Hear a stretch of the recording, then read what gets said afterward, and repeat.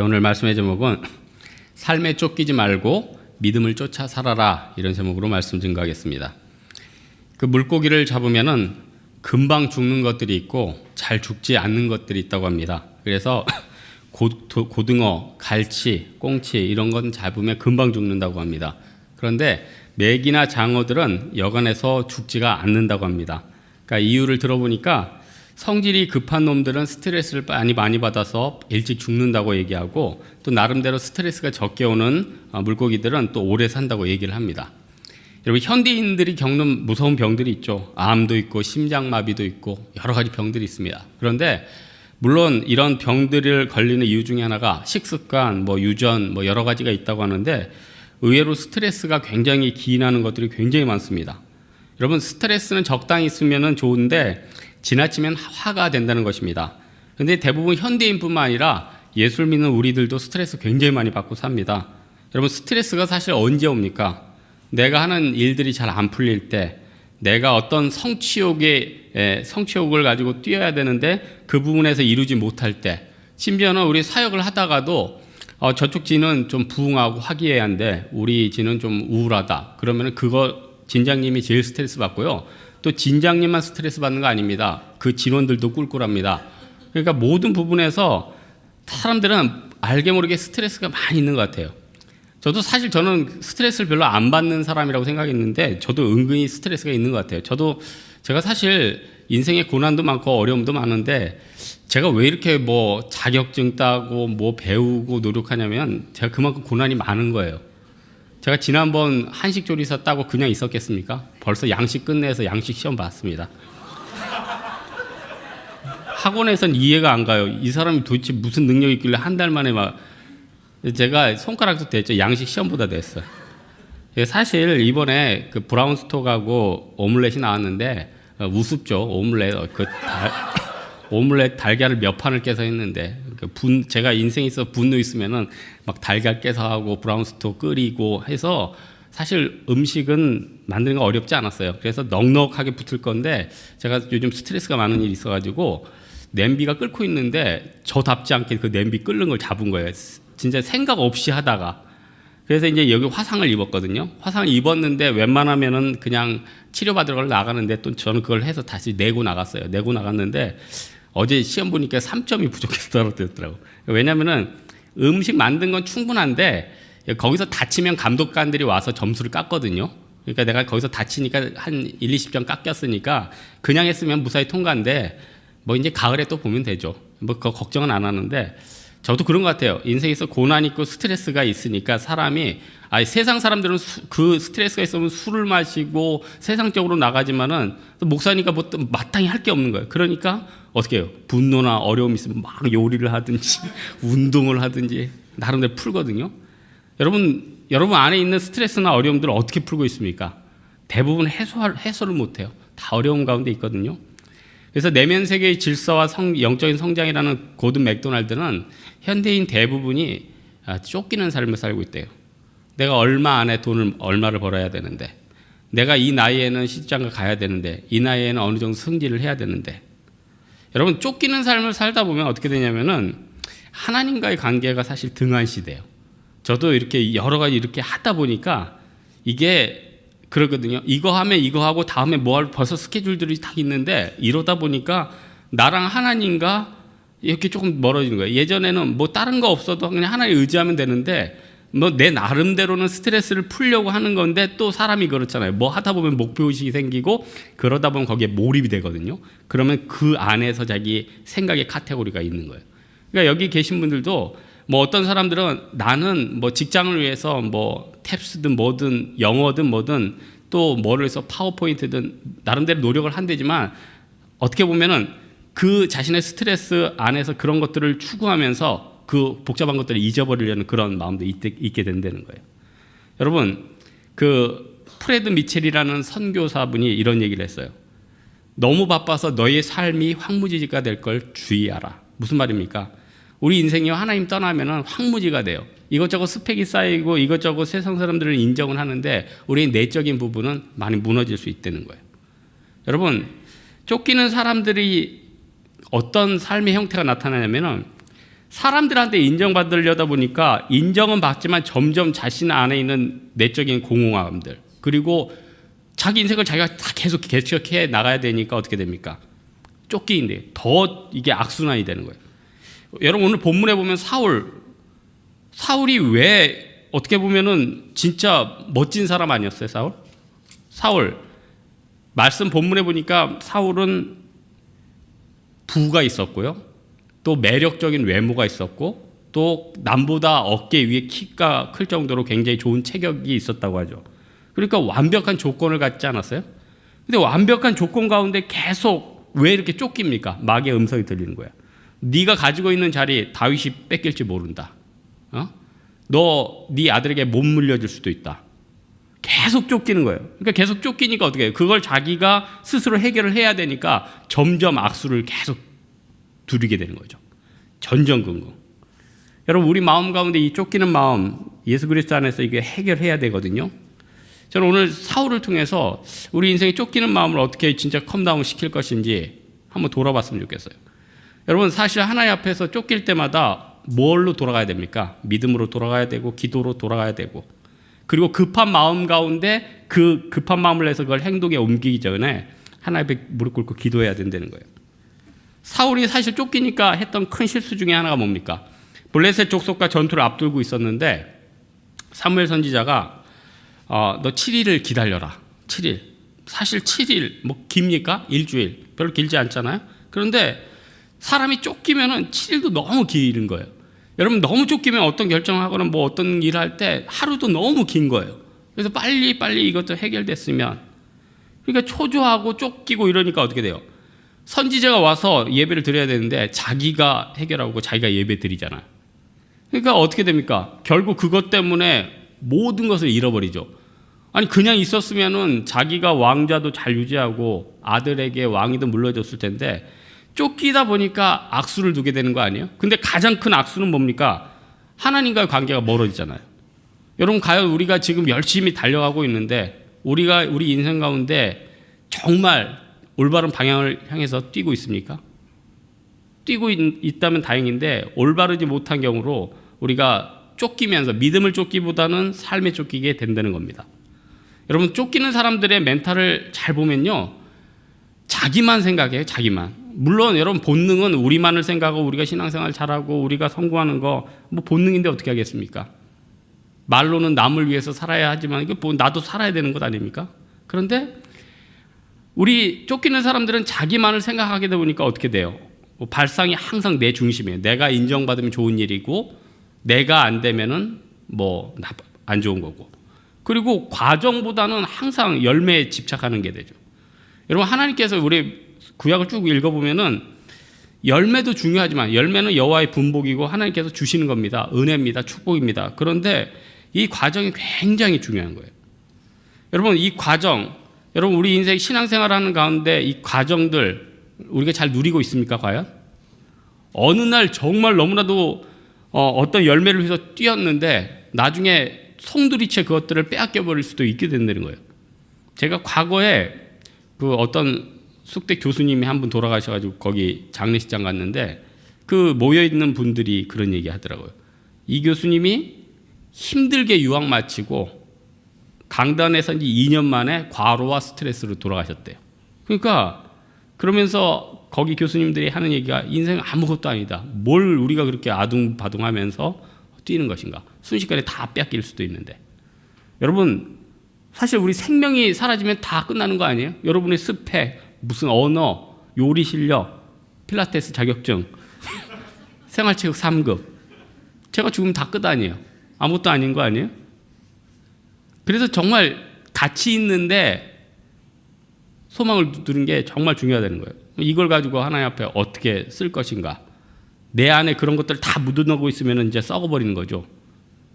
사울이 길보아산에서 아들하고 딱 죽었을 때 어떤 마음이겠습니까? 솔로몬의 마음 있지 않았겠어요? 야, 헛되구나. 내가 이 왕위를 유지하고 내 자손들에게 이것들을 다 물려주고 여러 가지 나름대로 계획을 하려고 이리 뛰고 저리 뛰고. 근데 오늘 본문에도 사울도 느꼈어요. 결국은 다윗한테 간다는 거. 그러면은 정말 믿음 가운데 하나님의 왕권이 다윗에게 간다 그러면은 그냥 토스해 주면 되잖아요. 그러면 하나님이 사울은 버리겠습니까? 여러분 직장과 여러분 주변에 뭐 교회에서든지 같이 선한 믿음의 싸움, 경쟁을 하다가 내가 밀릴 수도 있죠. 인생 살다 보면 맨날 1등만 하겠습니까? 또 살다 보면 맨날 꼴찌만 하겠어요? 어쩔 때는 1등도 할 때도 있고, 꼴찌도 할 때도 있고, 중간도 갈 때도 있고. 근데 그러면서 선한 마음을 품으면 결국은 많은 사람들을 얻게 되는 거거든요.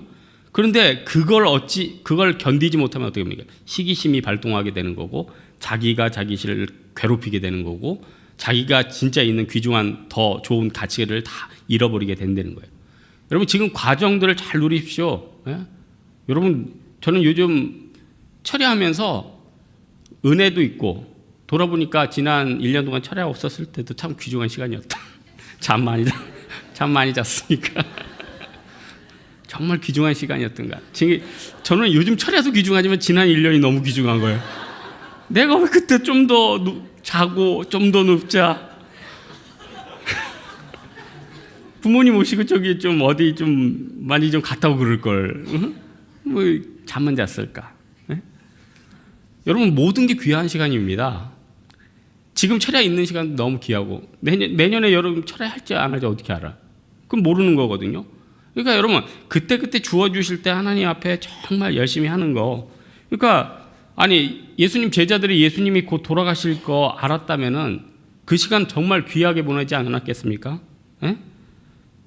그러니까 예수님께서 베드로가 당장 내가 곧 하늘나라에 가는데 뭐 베드로가 이 얘기 저 얘기하고 믿음 없는 얘기하니까 예수님이 얼마나 답답했는지 사단아 내 뒤로 물러나라. 너는 나를 넘어지게 하는 자로다.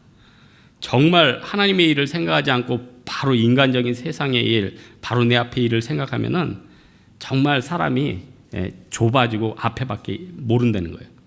여러분 주변에 있는 사람들 귀중하게 여기세요. 그리고 또 지도자들도 귀중하게 여기시고 여러분 우리가 목적 성취만을 위해서 뛴다면 이 과정들이 그리 대단해 보이지 않을지 몰라요. 하지만은 이 과정들이 얼마나 중요합니까? 단기 선교를 가고 전도를 가고 또 주변에 팀 모임을 하면서 교제하고 그게 다 우리의 삶 아닙니까? 우리가 꼭 뭐 부흥만 다 해야지 그게 모든 것입니까? 그 과정들이 굉장히 중요해요. 굉장히. 사람이 나이 들고 어떤 고난을 겪고 여러 가지 거치면은 과정들 자체가 귀중한 것이구나.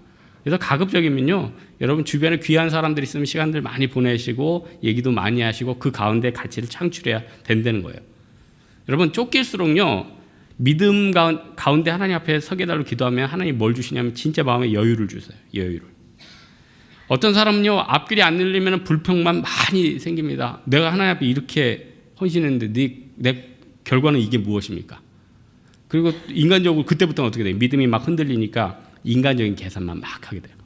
여러분 우리가 하나님 믿음 가운데 헌신하고 나아갔다가 내가 생각하는 전혀 그런 과정이 아니면 어떻게 됩니까? 하나님 앞에 서운한 거예요. 그리고는 그때부터는 이제 내 인생 내가 살아야겠다. 하나님 이제 나랑 담쌌습니다. 이제 놔두십시오.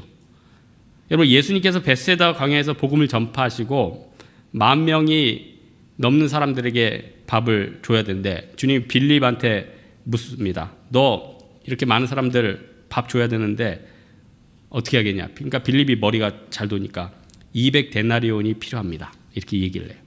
그러니까 숫자당 얼마씩을 이렇게 계산을 한 거거든요. 근데 주님이 그때 이 빌립한테 원하는 게 무엇입니까? 너 옛날에 내가 4,000명 먹이고 5,000명 먹었다. 믿음의 고백을 듣기 원하는 거 아니에요? 그러니까 여러분 인간적인 계산만 가지고 살아가는 사람들은 신앙이 자라지가 않습니다.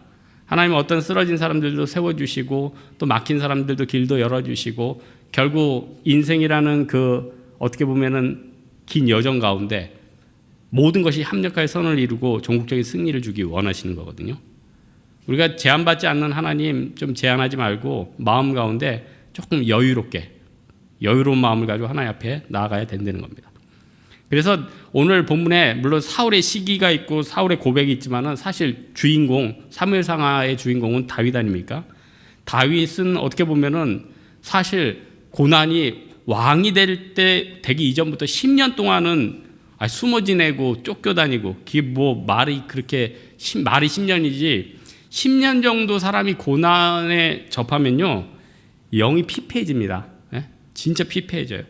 한 1년, 2년만 고난 가운데 있어도 사람들 피폐해질걸요? 근데 성령이 주관하시면 그 피폐함 가운데 위로를 주시는 거예요. 그리고 오히려 하나님 깊이 만나게 되는 거죠. 그래서 시편 56편 10절에 내가 하나님을 의지하여 그 말씀을 찬송하고, 또 57편에 보면 내 마음이 확정되고 확정되어 싸우니 내가 노래하고 찬송하리로다. 다윗이 조급할수록 하나님 앞에 믿음을 가지고 나오니까 뭐가 나옵니까? 찬양이 나오고 기도가 나오고 하나님의 위로가 있잖아요. 여유가 생기잖아요. 여러분, 하나님 앞에 믿음 가운데 쓰면은 뭐 여유가 생기는 거예요. 여러분, 사실 내가 10만 원밖에 없으면은 누가 도와달라고 해서 10,000원 줄 때는 떨릴 수 있거든요. 그런데 내가 1억, 10억 있으면은 그 10,000원 줄 때도 여유가 생기는 것 아니에요? 내 안에 믿음이 있고 내 안에 풍족함이 있고 기쁨이 있으면 하나님이 우리 마음 가운데 여유를 주셔서 모든 고난과 고통 능히 감당하게 된다는 거예요. 그러니까 다윗이 사울을 용서했던 건요, 억지로 용서할 수 없는데 부들부들 떨면서 용서한 게 아니라 하나님의 은혜가 너무 큰데, 근데 이 사람은 왜 못 용서해? 이 원수 같은 사람, 하나님이 내 죄사함과 과거에 베풀어 주신 은혜가 너무 큰데 왜 이거 못 용서하는 겁니까? 마음이 넓어지는 거죠. 여러분, 너무 조급해 하지 마시고요, 우리 하나님 앞에서 하나님이 채워주시는 그런 은혜가 있었으면 좋겠습니다. 이 믿음이 있으면요, 원수마저도 우리를 인정합니다. 사울이 다윗을 인정해야 하잖아요. 20절 보니까 보라, 나는 내가 반드시 왕이 될 것을 안다. 이스라엘 나라가 내 손에 견고 있을 것을 안다. 여러분, 원수까지도 이 다윗을 인정하게 된다는 거예요. 여러분, 우리 마음 가운데 좀 마음에 여유가 있어야 되지 않겠습니까? 믿음이 있어야 되지 않겠습니까? 여러분, 오늘 말씀의 결론을 맺겠는데, 하나님은 로마서 14장 23절에 믿음으로 쫓아하지 아니하는 모든 것이 죄니라, 믿음으로 생각하지 않는 것이 모두 죄다, 이런 얘기를 하셨거든요. 그래서 믿음으로 말하지 않는 모든 것이 죄래요. 이게 뭐 율법으로 죄로 우리를 얽매이겠습니까? 그게 아니라 더 큰 의미를 또 14장 22절 앞에는 얘기를 하죠. 내게 있는 믿음을 하나님 앞에서 스스로 가지고 있으라. 여러분, 우리가 힘든 사업을 하고 있다. 답이 안 보인다. 그러면은 어떻게 돼요? 막 이 절망이 나오겠죠. 또 내가 맡은 반이나 내가 맡은 부서나 내가 맡은 진이 좀 안 돼요. 그러면 어떻게 되겠습니까? 막 불평이 터져나올 수 있겠죠. 고난이 있겠죠. 그런데 내게 있는 믿음을 하나님 앞에서 스스로 계속 가지고 돌아보고 버티다 보면은 그 과정이 나를 만들어가게 된다는 거예요. 그래서 시간이 지나면요, 내가 영적인 거장이 돼 있어요. 사람들한테 환영받는 사람이 되게 된다는 겁니다. 여러분, 우리 각 사람들은요, 교회 안에서도 특별히 개척교회고 또 점점 초창기니까 내가 좀 더 다른 사람한테 진실하게 보여주고 싶고, 또 내가 좀 더 하나님 앞에서 더 헌신하는 모습을 보여주고, 그런 개인적인 마음도 있을 수 있거든요. 하지만은 그 가운데 정말 진실함과 어떤 사람의 인격과 이런 거는 속이려고 해도 속일 수가 없는 거고, 내가 다른 사람들이 하나도 안 알아줘도 내가 진짜 보이지 않는 귀퉁이에서 작게 섬겨도 그 반응과 그 삶은 다 느껴지게 돼 있다는 겁니다. 가장 큰 게 무엇입니까? 하나님이 나를 바라보게 된다는 겁니다. 그래서요, 골방에서 내가 하나님을 깊이 만나고 하나님과 교제하고 하나님의 위로를 받으면은 다른 액션 안 취해도 하나님, 모든 사람들이 나의 변화됨을 느낍니다. 저 사람의 인격을 느낍니다. 저 사람의 행동을 느낍니다. 여러분, 사탄은 우리에게 자꾸 쫓기게 만듭니다. 믿음으로 안 살게 만듭니다. 멀리 보기보다는 가까이 보게 만든다는 거예요. 우리 사랑하는 홍대세교회 성도들은 내가 하나님 앞에서 가장 진실한 생각, 가장 거룩한 생각, 하나님이 기뻐하시는 생각으로 정말 충만한 믿음으로 이 시대를 살아가는 여러분 되기를 주님의 이름으로 축원합니다. 이제 우리 기도하겠습니다. 이 시간 기도할 때는 하나님, 내가 오늘도 무엇을 쫓기고 있습니까? 또 내일 사역을 앞에 두고 내가 하나님 앞에 어떻게 서야 됩니까? 믿음 가운데 이끌어달라 우리 하나님 앞에 말씀을 붙잡고 기도하도록 하겠습니다.